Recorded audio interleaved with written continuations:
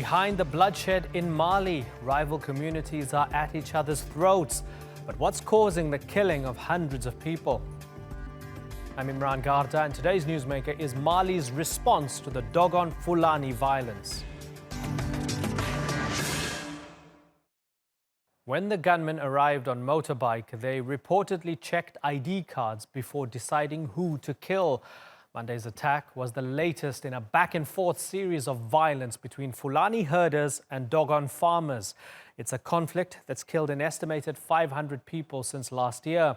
Mali's troops are trying to stop it, but officials say their mission isn't to protect two ethnic groups from each other, but to target foreign fighters. The president has even denied the conflict has anything to do with ethnicity and instead blamed militias from outside Mali's borders. Regardless, the government hasn't been able to end the violence despite military assistance from France and the United Nations. So, are we seeing an administration in denial about the nature of the crisis and its own shortcomings? Adam Pletz reports.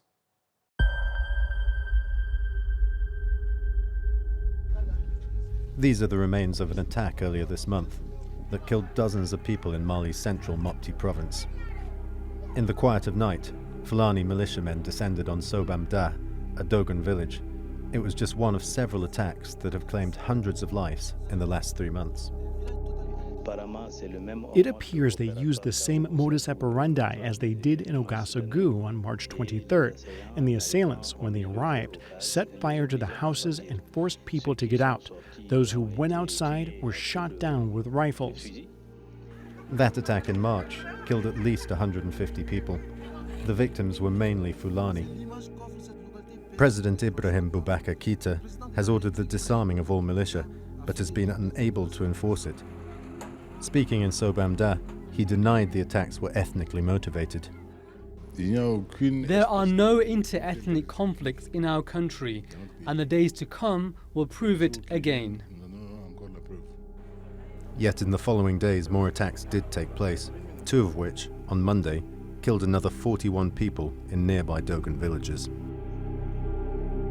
Even the president's foreign minister, speaking at the UN, appeared to contradict him.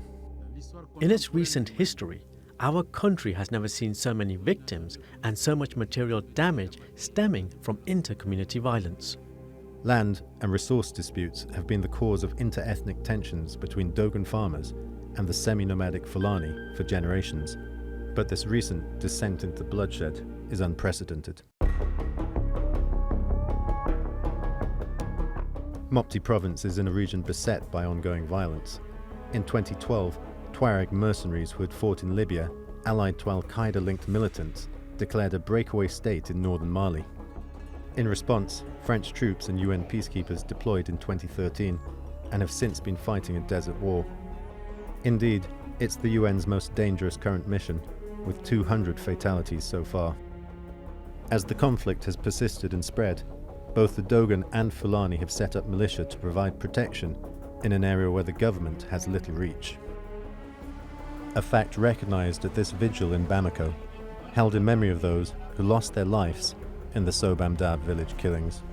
Today, it's necessary that people talk to each other, that the communities sit down and that inter-ethnic militias are formed, because it seems the state has altogether resigned from this area of the country. But has the government really turned its back? Or does it lack the means, even with French and UN support, to tackle such complicated ethnic violence against the backdrop of an ongoing conflict? Adam Pletz, The Newsmakers. Let's go to our panel now. In Paris, we have Mark Porter, who's a special advisor to Mali's government. And in London is Paul Melly. He's a journalist who focuses on Africa and a consulting fellow at Chatham House. Gentlemen, good to have you on the program.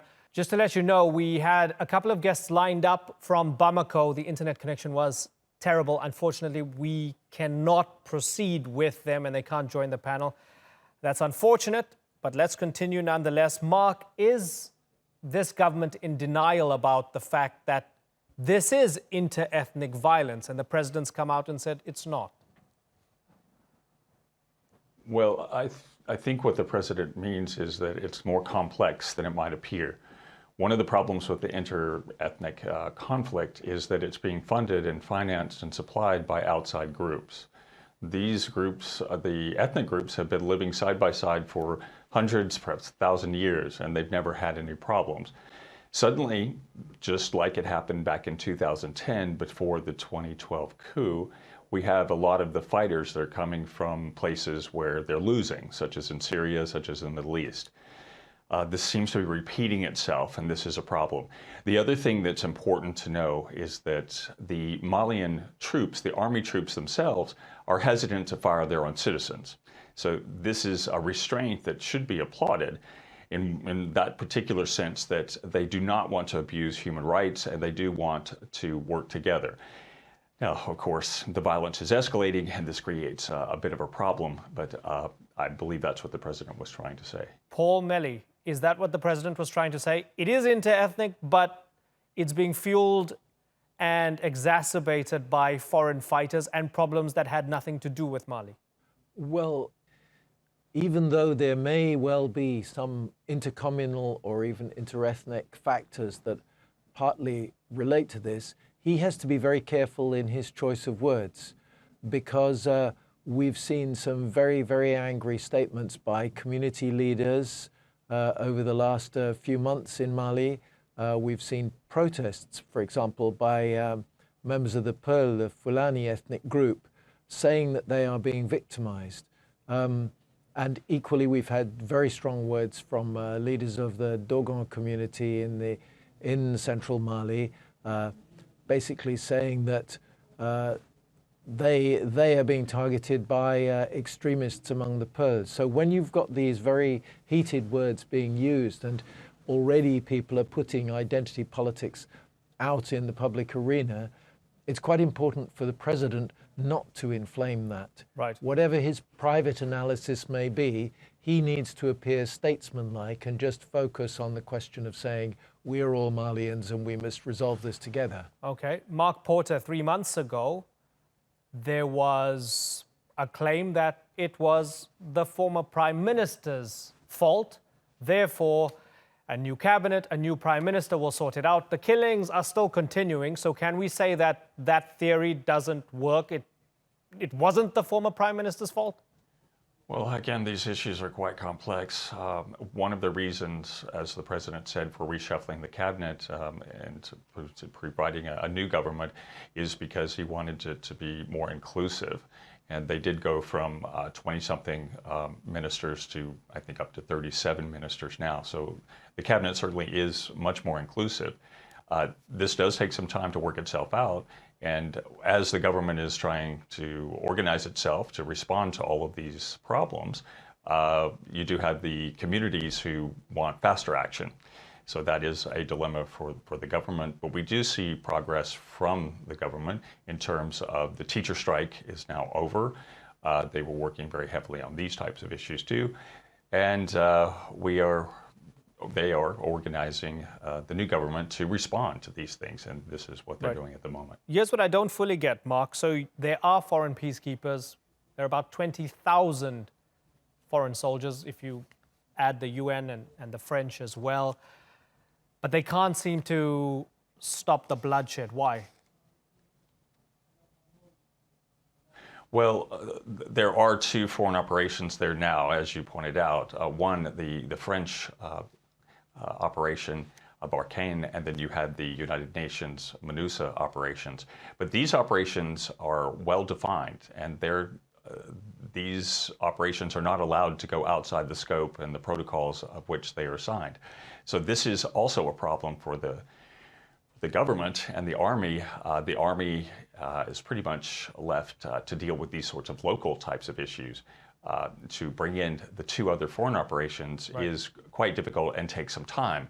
And as we see with these attacks, they happen very quickly. Right. So just to be clear, you could have thousands of foreign peacekeepers who are stationed nearby, ready, willing, capable, but they're told they can't get involved if there are reports of Dogan and Fulani communities killing each other.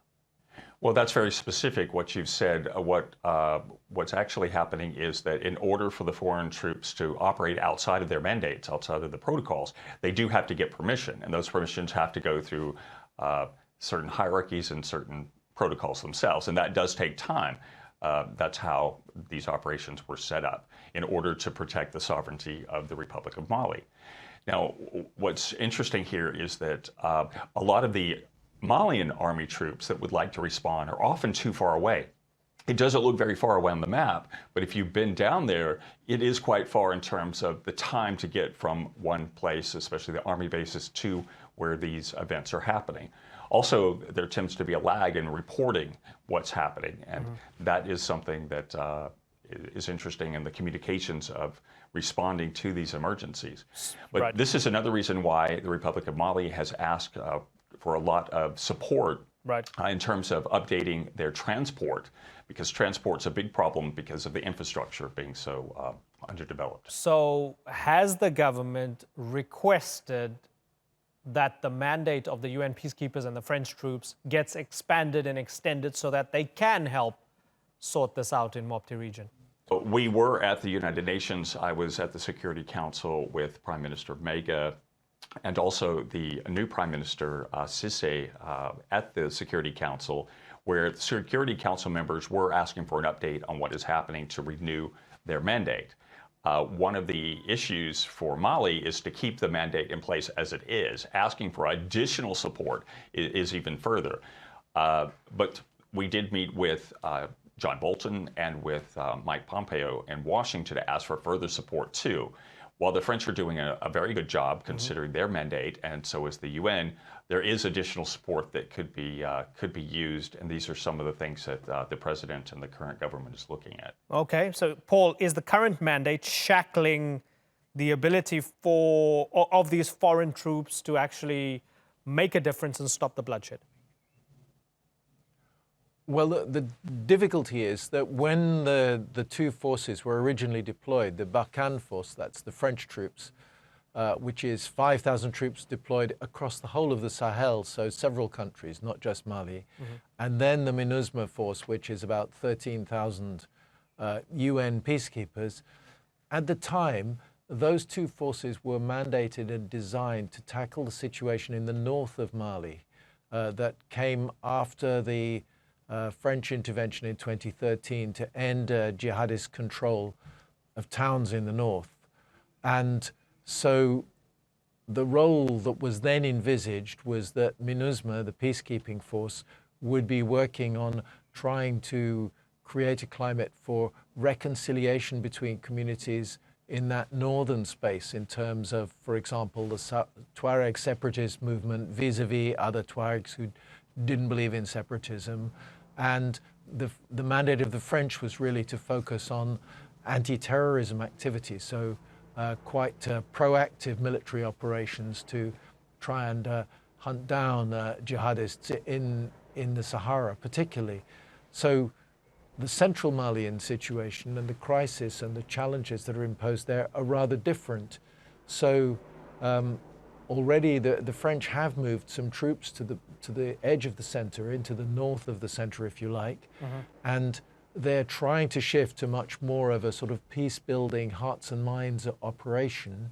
But of course, they were originally tasked with something quite different in the far north. And one of the challenges for the UN force, for MINUSMA, is that MINUSMA is, of course, made up of troops drawn from contributing countries around the world. And many of those troops have been sent essentially trained and equipped for a peacekeeping operation and not for the different type of operation that might be needed in the center of Mali. And so retraining them or re-equipping them is a huge challenge. And then you also have the problem of force protection. People often complain that a lot of the MINUSMA forces are preoccupied with defending MINUSMA against terrorist attacks. But then you look at the death toll. MINUSMA has the highest death toll of any UN peacekeeping operation in the entire world. It's the most dangerous United Nations operation anywhere on the planet. And in that context, again, recalibrating it, shifting what it can do, whether it's under a changed mandate or within the present mandate, is really difficult. And especially when everyone realizes that a lot of the problems in central Mali also need to be tackled through community dialogue, Right. through political initiatives, that type of thing. Right. Okay. So Mark, as has been mentioned as well by Paul, the UN peacekeepers do come under attack. They are ambush attacks and so on. So maybe that reduces the appetite to get more deeply involved. Is this government facing two impossibilities? Because if you solve the root causes of one, or if you at least solve one aspect of it, you smash the quote-unquote jihadis or those linked to them, right? And you win the hearts and minds of people and they don't go and join Al-Qaeda in the Sahel and so on. You're still left with the thing that has been unearthed in the past few months, which is the fights over grazing corridors and grazing rights and the anger between the Fulani and Dogan. So you still have to solve that other one. Or if you solve the issue between the Fulani and Dogan, you still have the jihadist problem. Can you actually do both at the same time? Well, they have to. As you rightfully pointed out, there are multiple problems coming from this. The economic problem seems to be the foundational problem, as you correctly pointed out. Grazing lands and water access, which we are working on different types of development projects to help with this. Many people in Mali believe that the underlying cause is really economic. We solve the economic problem, then the other problems tend to be more manageable. So the government now has a national strategic plan which has three poles. There is the economic development pole, there is the social welfare pole, and there's the defense pole. So working on all three of these poles in the national strategy have to be done together. Defense, of course, is probably the most urgent, and that does take resources away from the other ones. So working on all three of these at the same time, it's not impossible. It could be done. It just the government needs all the resources possible to help it get this accomplished. So, Paul, if it is economic at the heart of it all, does Mali need more foreign help, whether through the AU or other such larger institutions, to help its economy to solve everything at the roots? Well, one of the problems is that Mali, like Niger, like Burkina Faso, is situated in the Sahel. That means that it is a very vulnerable environment. The rainy season only lasts for 3 months of the year, and there is a regular risk of drought, for example, and climate change is making the pattern of rainfall and drought less predictable, which means that it is harder for farmers to reliably plant crops, or for pastoralists, for animal herders, to know when the grazing will be in the places they expect.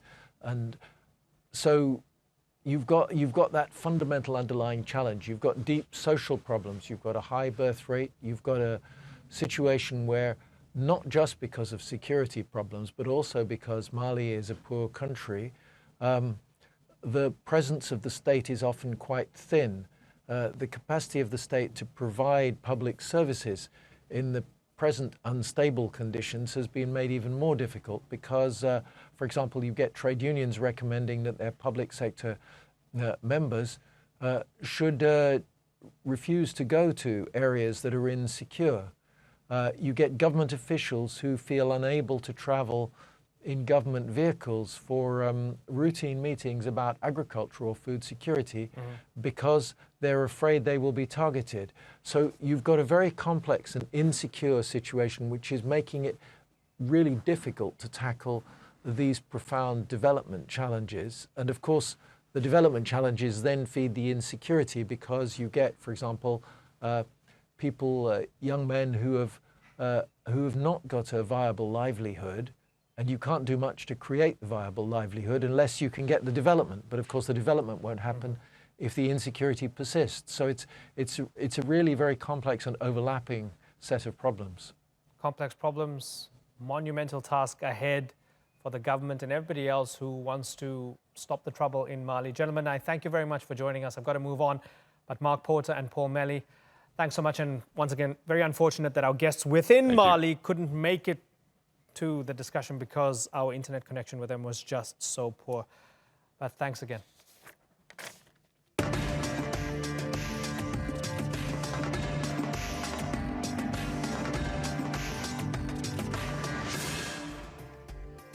Still to come on the Newsmakers, the Catholic Church cracks down on modern gender theory. Is Pope Francis not the progressive reformer liberals hoped he was? And is there a new hope for people in Papua New Guinea? We ask what the country's first new Prime Minister in 8 years could mean for the Pacific nation's poor.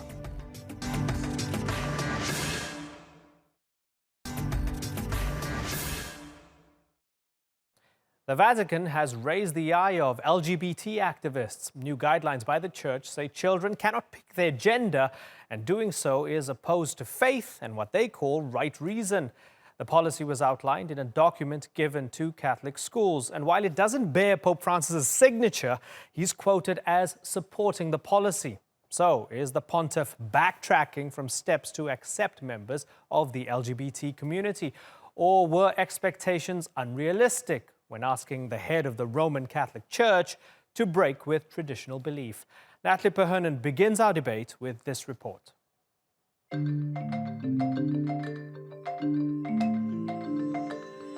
The Vatican has released its first document on gender theory. It outlines the Roman Catholic Church's position that there are only two genders, male and female. The paper is in line with church doctrine. It makes it explicitly clear the church believes gender is determined by biology, and that the idea of choosing one's gender threatens the traditional family unit of a mother and father. It's a blow for LGBTI advocates in the Catholic community. Hopes of a more inclusive approach have grown under Pope Francis. He's viewed as more tolerant of homosexual members of the church than any of his predecessors. But this new text doesn't leave room for trans or gender neutral to be acceptable. The document, called Male and Female, He Created Them, will be distributed across the Catholic education system. It says gender theory is nothing more than a confused concept of freedom in the realm of feelings and wants, or momentary desires provoked by emotional impulses. It goes on to say, the ideas of intersex or transgender lead to a masculinity or femininity that is ambiguous, and that education on sexuality must involve each person in a process of learning, with perseverance and consistency, the meaning of his or her body. The document has been released during Global Pride Month. It's a time when society is asked to accept that for some people, gender is a fluid concept. Catholic schooling wields enormous influence, impressing church beliefs upon the youngest members of its community. The Vatican says it wants to listen, but with this new text, it seems clear it's not willing to budge on gender. Natalie Perhonen, The Newsmakers.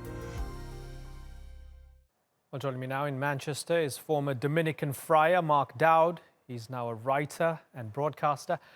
And in the Isle of Man is Reverend Jules Gomez. He's a self-described rebel priest and a journalist at the Church Militant, a conservative Catholic news site. Gentlemen, good to have you on the program. Mark, let me start with you. Are you surprised that the Vatican has waded into this right now? The quote that headlines the document is "Male and female, he created them," and it's a pretty orthodox and conservative document that's been sent out to Catholic educators around the world. Are you surprised? I'm not surprised. In fact, in some respects, I'm rather encouraged, because they talk in the document about the need for dialogue. They raise the issue. They have shown that they want to engage with something which is a relatively modern development of the last 10 or 15 years. I think what is perhaps regrettable is that, having talked about the importance of dialogue, there's no evidence in this document that they've listened to anybody who's transgendered, or nor have they actually cited any scientific, social, scientific or theological studies of gender. So if you like, it's rather a mixed picture. So Jules Gomez, are they right to not be grappling with this and not be using transgender people as sources, and rather just saying this is the Catholic belief and we're clear about it? Well, in one sense, I would agree profoundly with Mark. There has been no dialogue. But let me say this.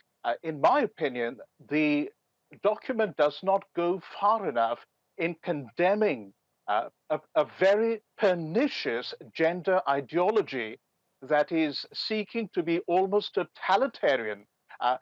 You don't dialogue with an ideology that is completely unscientific. In fact, an ideology that has no epistemology, that is anthropologically reductionist, that is promoting an anti-woman ideology, that is neo-Gnostic, that is using genital mutilation and promoting a flat earth science. But Jules, where's the power here when you think about, for example, a 12-year-old Catholic who loves God and believes, but is struggling with ideas of gender, and the church, who has all the power, is saying, we're not going to listen to you, this is wrong, it's clear what God wants. The power is on the side of the church here. Where's this kind of ideology that's been forced on this religious person? The power is with a very radical, tiny minority of ideologues who are seeking to ram this down our throat. Listen, I come from India, and I have worked with hijras, a community in India who are hermaphrodites. And I have encouraged people to love them. I've spent hours with them. The 12-year-old child needs to be loved and understood, not forced into breast binding or chopping off his genitals. But the existence of the hijra suggests that it's a bit more complicated than just chromosomes and God's word, right? So what do you do with that? Do you just push out a document that says it's one thing or the other? Absolutely, which is why I use the hijra example. The hijras are not transgender. They are people who have been forcibly castrated and have nowhere else to go. They are also people who, as we know, constitute this very small minority of what we call intersex. So they are not the same thing, but inasmuch as I would call people to love the hijras in India, and I have worked with them, I've set up churches for them, I've baptized them, in the same way we would call people to love transgender people, people and children, and not to force something down them, particularly something that is going to do them irreversible harm. Mark Dowd? I think it's very important to stress one thing. A recent study in the United States showed of the 7,000 transgendered people they interviewed, 41% of those people at some point in their life had made an attempt on their own life at suicide. The figure for the general population is just over 1%. We're talking about people here who can be exceptionally distressed and emotionally oppressed by the fact that they are assigned a certain gender biologically at birth, but throughout the course of their life, often in their infancy, in their primary years, and then in their teenage years, come to realize there's a mismatch between their biology and their own sense of gender. I think that's very important to state. The other thing that's very important to state is that the Vatican, unfortunately, in this document, seems to suggest is a threat to the family. Well, 1 in 30,000 men at birth and 1 in 100,000 women at birth go on to identify as transgender. It's a very small number of people. So this really isn't a great threat to what we understand as the nuclear family as constituted by the church. Jules, is the church exaggerating a non-existent threat? Well, you don't need to bring religious arguments. You do not need to bring the church into what can be discussed purely on the basis of scientific arguments. For example, genetics, endocrinology, neurology, and a philosophical argument. So I wouldn't even go there. I mean, it's very obvious that the biblical narrative from Genesis chapter 1 talks about God creating human beings in his image and likeness, male and female. And it is only Gnosticism that denies that matter matters. In the Gospel of John, we have Jesus, the Word, becoming flesh and dwelling amongst us. And this denial of matter, upon which the entire Western Judeo-Christian scientific narrative was based, is now under threat from the ideology of transgender. Mark Dowd, is Jules Gomez hiding behind science? I don't think he's hiding behind science, but I think perhaps if he's supportive of this document and he's supportive of a lot of church utterances, there's one other very mistaken area here, which is the Vatican presents the transgendered individual as somebody who's exercising choice.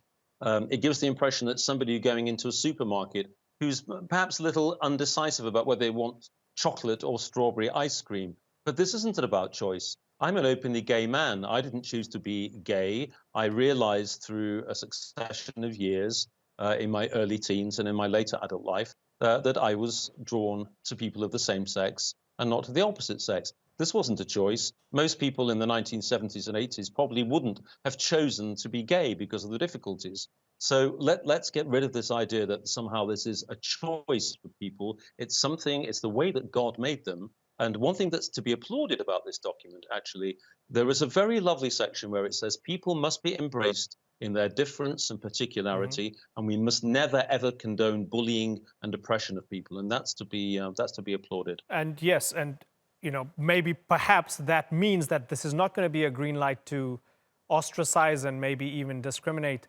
against. I want to ask about the Pope, Jules.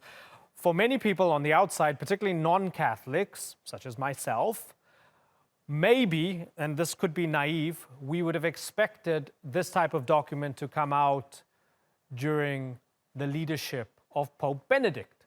But when it comes out at the time of Pope Francis, it seems to contradict his "who am I to judge" attitude when it comes to LGBT issues. Am I wrong? The Pope, if you read a number of authors who have analyzed him, the Pope speaks very ambiguously. I mean, Pope Francis. However, having said that, you're absolutely right. The fact that Pope Francis himself, who is kind of pro-LGBT, or at least pro-gay, who am I to judge, is endorsing a document that so strongly that to some extent, I wouldn't say so strongly, question and challenges gender ideology. Okay, he didn't write it, Mark, but the fact that obviously this went out, it's signed off by him and it's from his institution. What does that say about Pope Francis? Well, interestingly, he didn't write it, and there's absolutely no evidence of his fingerprints on this because it comes from what's called a Vatican dicastery. This is actually like it's my ministry. So actually, since this document was published only a few days ago, it has been suggested, well, two things have emerged. First of all, the cardinal who signed it has said that they made a mistake in not consulting, not listening, and not engaging in greater dialogue with people who were specifically transgendered. So that's an admission, and that's an opening of a door to perhaps a second document, which has already been mooted. That, in other words, this is a sort of halfway house. This is a staging post. This isn't the final decision of the church on the subject. And, good Catholics should always embrace science, social science, the work of psychologists and people in their fields. And really, the church still has a lot more work to do in that area before I think it can actually teach with any great conviction. So, Jules, if Cardinal Giuseppe Versaldi comes out and says, I'm going to now do a revision because I want to consult with people who identify as transgender, would you accept that and endorse that? Well, as I've said in the beginning, first of all, we don't even need to go, even as Catholics, we don't need to go as far as that. We are resting on solid science here and social sciences. Interestingly, a Dutch psychoanalyst, Dr. Gerhard van der Aardwerk, has just said that this document, he's actually criticized the document quite severely for resting upon a certain amount of ideology and indeed signaling that there might be a possibility of entering into dialogue. Yes, enter into pastoral care with people who are suffering from gender dysphoria. Do not enter into dialogue with But an when ideology. you say, okay, so Jules, when you say people who are suffering from gender dysphoria, just to break that down into simpler terms, do you believe that young people, especially who identify as transgender or are still wrestling with this thing, are suffering from some sort of mental illness? Well, there are people in the past who thought they were Napoleon. I mean, let me ask Mark, Okay, no, hold on. Just for clarity, so it's the same as somebody who thinks falsely that he is the reincarnation of Napoleon. To you, is that the same? In India, I've met numerous gurus who claim they are God. Should I take them seriously? Sure. But what I'm saying is that that person who claims he or she is God, is that exactly the same as somebody who might be grappling with their gender identity?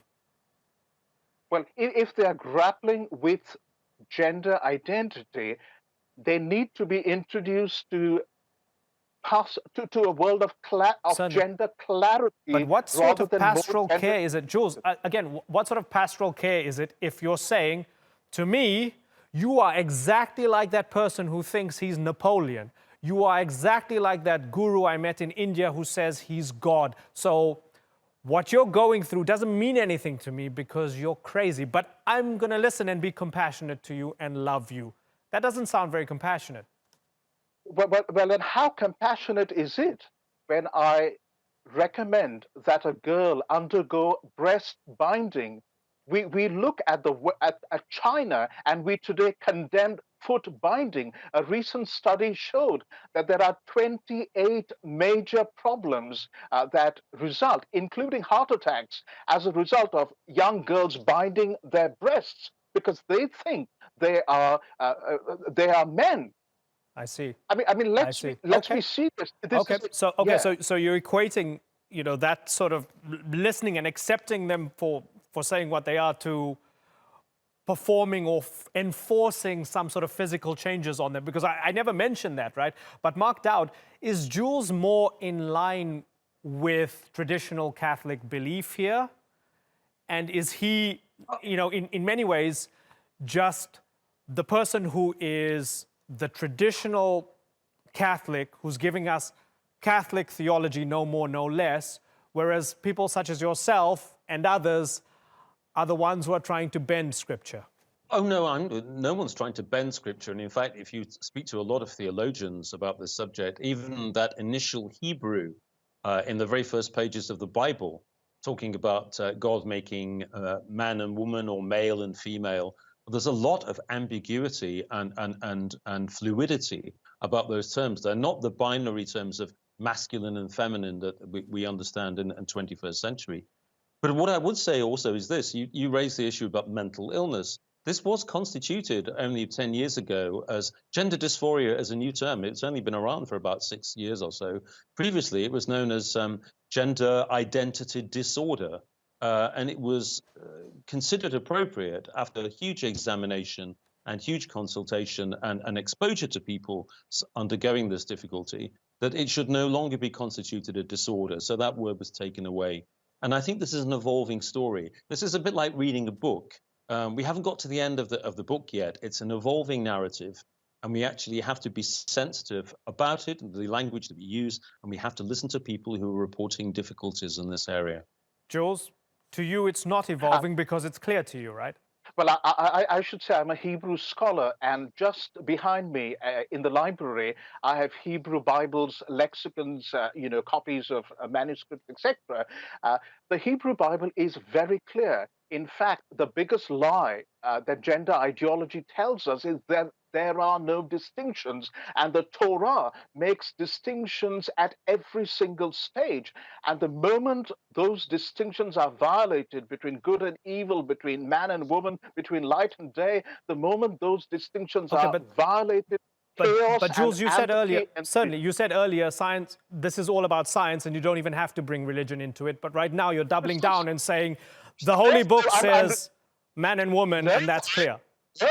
No, I'm responding to Mark's claim about what the Hebrew Bible says. I would continue to maintain, if I write, as I do as a journalist, I've written numerous articles without even referring to religion, because I'm standing on the solid rock of science. Okay. And it shocks me that, we are abandoning science in this whole debate, and we are turning to some sort of pseudo-scientific neo-Gnosticism. Okay, gentlemen. I've enjoyed speaking to both of you, and I thank you both for joining us here in the Newsmakers, Mark Dowd and Jules Gomez. Thanks again.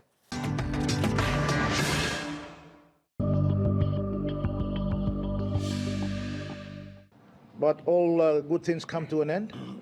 And our duty as a nation and as leaders is to make sure that we work for the interest of our people. That was Peter O'Neill, who stepped down after almost 8 years as Papua New Guinea's Prime Minister. His resignation ended days of political unrest in the Pacific nation. O'Neill was criticized for corruption, underdevelopment, and being a leader for the elite. Now his successor needs to tackle the country's rising unemployment and declining government services. So can new Prime Minister James Marape bring change to Papua New Guinea? Let's ask Martin Namarong, who's in the capital, Port Moresby. He's a political advisor to the opposition leader. And in the city of Lae is Scott Wade, who's the bureau chief of EMTV News. Good to have you both on the program. Scott Wade, let me start with you. Is this a new dawn under the new Prime Minister? Well, really, it's quite difficult to say at this point because it's going to be a 2-year journey for the government between now and the elections in 2022. So they're going to have to deliver on a lot of the promises they've made since taking office a few weeks ago. And James Marape has been very strong in the sense that he's stated quite clearly that resource projects will have to be scrutinized. The amount of royalties and amount of payments that Papua New Guineans get will have to be reviewed. So it's a big task that he has to deliver on. He may not be able to do everything in the next 2 years, but he may be able to put in place policy frameworks that may be able to last beyond the elections. And him coming back as Prime Minister or the same cabinet coming back in its current form is another question altogether. Right. So it's a totally, Yeah, so Martin, when we talk about scrutinizing the exports, the resources, the kickbacks and the tenders and so on and so forth, does everybody agree that the country has these natural minerals and resources and natural gas? They have the exports, but that has not reached the people and there has been too much corruption. At the very least, is everybody on the same page with that? When the O'Neill regime came into power, it had a record $3 billion budget. That increased to about $4 to $5 billion. But the increase in the budget was not translated into sustainable human development. What Papua New Guinea got instead from 2007 till now was largely the development of white elephant and a lot of corruption and the decline of human development indicators. Scott Wade, the Prime Minister, promising that within 10 years, his compatriots will live in the richest black Christian nation in the world.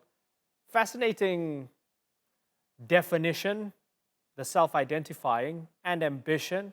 Unpack that a little bit for me. Yeah, it's a very ambitious project, if I may say so. And it's quite difficult for analysts in Papua New Guinea to imagine that being achieved in 10 years. The Prime Minister thinks it can be achieved in 10 years. He's given a set of goals to members of his cabinet, which is quite refreshing in a sense because Papua New Guineans have been so used to long-term plans that haven't been delivered, but this is a 10-year plan that the Prime Minister feels that can be achieved. And, the social indicators are really working against this government. You've got high unemployment, high illiteracy rates. Many of the outside centers are not connected to Port Moresby by road. Food production isn't as consistent as it should be. So it's a whole set of challenges that this government has to confront and succeed over. So a tall, very, very tall order for Papua New Guinea, this Papua New Guinea government. Martin, the richest black Christian nation in the world in 10 years, is that doable, or is your Prime Minister being very Trumpian in his statement? What Papua New Guinea saw was a change in the prime ministership, but when you look at the cabinet, what we've essentially got was a cabinet reshuffle. The same cabinet that failed to deliver social services to the people of Papua New Guinea is somehow expected to deliver the richest Black Christian nation on earth. But also, what does the Prime Minister mean by rich? Papua New Guineans are rich in a sense that the vast majority of Papua New Guineans are land-owning people. Vast majority of Papua New Guineans own their forests. They live a life that is not dependent on Wall Street. And so even in the 2008-9 global financial crisis, a lot of Papua New Guineans weren't affected by that. If we judge ourselves rich in the modern economic standards, then perhaps the ambition is a little bit perhaps out of this world. Right. Although, Martin, given that gas exports is so crucial now to growing this economy, are you worried that the country is going to become vulnerable to fluctuations in the market? Well, I just saw a news report now that the demand for LNG from Japan has declined. So this is the nature of the resource sector. And Papua New Guinea's economy is overly exposed to the resource sector and the fluctuations with it. In fact, if you compare Papua New Guinea's development indicators with the fluctuations in the price of minerals and oil and gas, they seem to dance along concurrently. Papua New Guinea needs a much more diversified economy if it wants to be the richest Black Christian nation. But also it has to address issues of governance as well, so that wealth does not get captured by the elite, but is translated down into human development indicators for all. Okay. Scott Wade, talking a little bit about politics and perhaps foreign policy. What does it say about this new government that it's just getting its feet under the desk? And we've seen the immigration minister say no to Australian plans to continue a contract with Paladin on Manus Island. Is it a suggestion of things changing, a new renewed confidence in the sovereignty of the country under this government? Yeah, I guess one thing is certain is that the PNG government in its current form is listening a lot to what people are saying. Again, having that translated into tangible results over the course of the next 2 years and over the course of 10 years, as the Prime Minister said, is a totally different matter. In terms of relations with Australia and relations with especially China, for the Chinese PNG relations, we're yet to see what the Foreign Affairs Minister will say. In terms of its relations with Australia, it's articulating what people are generally feeling.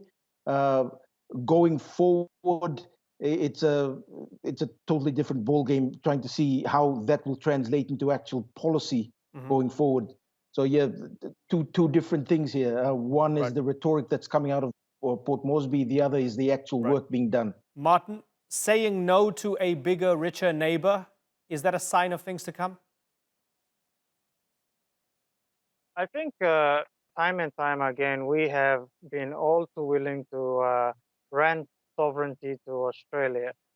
And that is typical of a lot of other Pacific Island nations. Sovereignty is something that is also on rent on Nauru. In terms of our foreign relations, I think the Prime Minister made a statement about focusing more on Southeast Asia. In our relationship with Australia is much more strengthened.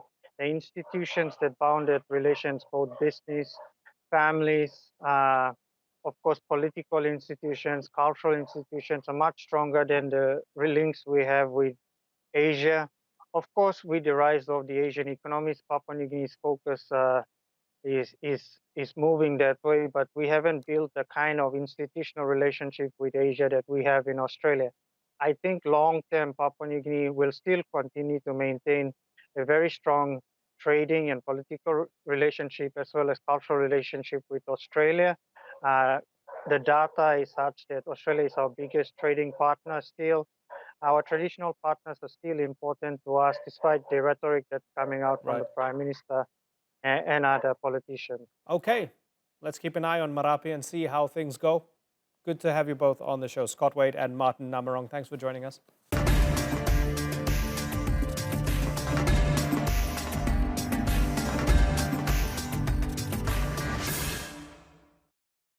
We believe our country should be a sanctuary for law-abiding citizens, not for a criminal alien. Rejection, pushing back, building walls does not solve the problem. Wir immer daran denken müssen und nicht vergessen dürfen, dass es ja dass es Menschen geht. So the wall is moving along, it's moving along rapidly, it's beautiful.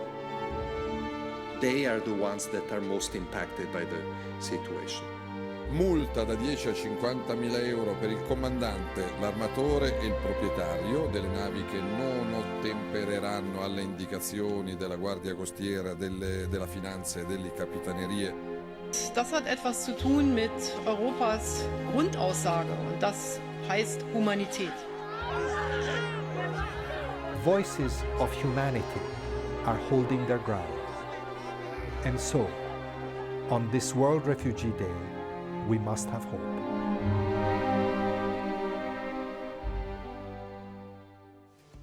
And that's all for this edition of The Newsmakers with me, Imran Garda. Check out more of our stories on YouTube, Facebook and Twitter. Remember to like, follow and subscribe. Until next time, thank you for watching. Bye-bye.